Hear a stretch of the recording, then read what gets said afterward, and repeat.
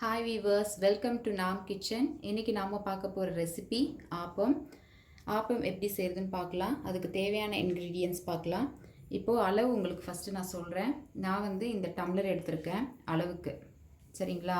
நீங்கள் எந்த பொருள் எடுக்கிறீங்களோ அதில் ஒரே ஈக்குவேஷன், 2 டம்ளர் பச்சரிசி, 2 டம்ளர் இட்லி அரிசி போடணும். நான் இப்போ இந்த டம்ளரில் 2 டம்ளர் இட்லி அரிசி போட்டிருக்கேன்,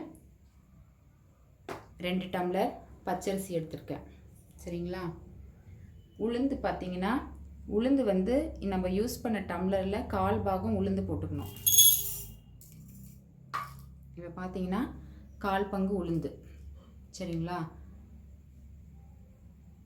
1/4 பங்கு உளுந்து, உள்ளங்கை அளவில் கொஞ்சமாக வெந்தயம் போட்டுக்கணும். இப்போது 4 இன்க்ரீடியன்ட் சொல்லியிருக்கேன். இப்போ நம்ம இதை ஊற வச்சு ஒரு 4 மணி நேரம் நல்லா ஊற வச்சு கழுவி அரைக்க போகும்போது இது கூட வந்து 1 கப் சாதம், காலையில் நம்ம வடித்த சாதம் எடுத்து வச்சுக்கோங்க. 1 கப் சாதம் கூட போட்டு அரைக்கணும். அப்போ தான் ஆப்பம் சாஃப்டாக வரும். இப்போது நம்ம 4 மணி நேரம் ஊற வச்சு அரைக்கலாம்.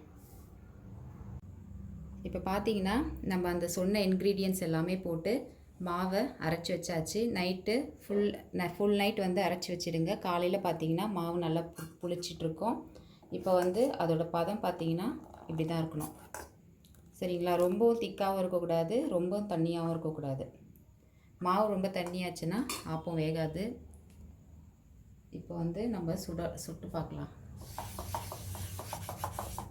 கடாய் வந்து நல்லா கொஞ்சம் காஞ்சி இருக்கணும், அதாவது ஹீட்டாக இருக்கணும்.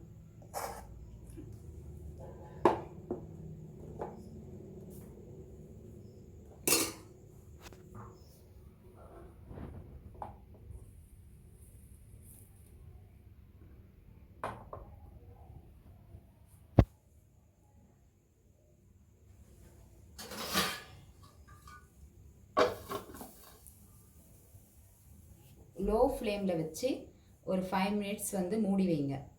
ஹை ஃப்ளேமில் வைக்கக்கூடாது, ஆப்பம் வந்து நடுவில் வேகாது சரியாக. லோ ஃப்ளேமில் வச்சிங்கன்னா தான் நடுவில் நல்லா சாஃப்டாக வேகும். இப்போ பார்த்தீங்கன்னா 5 மினிட்ஸ் கழித்து பார்க்கலாம். பார்த்தீங்கன்னா பாருங்கள், நல்லா ப்ரௌனாக ஆப்பம் வெந்திருக்கு. நல்லா இப்படி எடுக்கும்போதே ஆப்பம் வரணும், நல்லா ஒட்டாமல். அப்போ தான் ஆப்பம் வெந்திருக்குன்னு அர்த்தம்.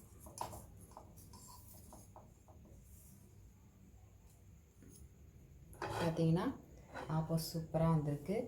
இதை வந்து தேங்காய் பால், ஆட்டுக்கால் பாயா எல்லாம் வச்சு சர்வ் பண்ணலாம்.